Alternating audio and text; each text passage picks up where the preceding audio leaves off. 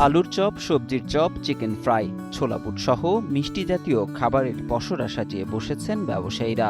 আর এসব ইফতার কিনে নিচ্ছেন রোজাদাররা।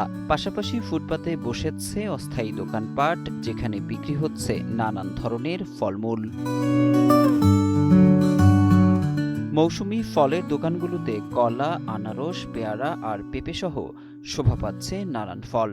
তবে বিক্রেতাদের ভাষ্য, গত বছরের তুলনায় এবছর ইফতার সামগ্রী বিক্রি কিছুটা কম। রমজান মাসে জিলাপি নিয়ে আপনার কাড়াকাড়ি মতো, কিন্তু এবার কেমন যেন হচ্ছে না, বেচা কেনা খুব দুর্বল, অল্প বেচা কেনা, সীমিত পরিসরে বেচা কেনা নেই।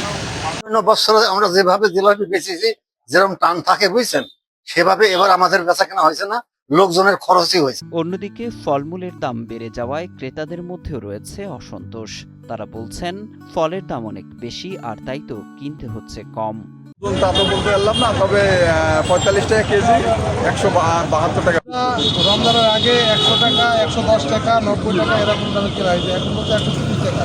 বর্তমানে প্রত্যেকটা জিনিসের দাম কমে পড়ে, শুধু দামটা বাড়ছে। আর আলুর চপ আমরা নিলাম। রোজার মাসে ভাজা পোড়া খাওয়া আসলে কিছুটা ঠিক না, তারপরেও সবাই পছন্দ করে, ছেলেরা বিশেষ করে বাচ্চারা, যে কারণে আমরা ডিম চপ এবং আলুর চপ নিলাম। ডিম চপ 15 টাকা করে, আর আলুর চপ 30 টাকা শ।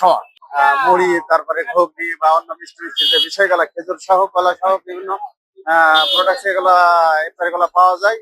তবে সেই ক্ষেত্রে সাধারণ গত বছরের তুলনায় একটু খরচের যে বিষয়টা একটু হয়তো কম বেশি অনেক আছে। চিকিৎসকরা বলছেন, রোজা ভাঙার পর অতিরিক্ত ভাজা পোড়া খাবার পরিহার করা উচিত।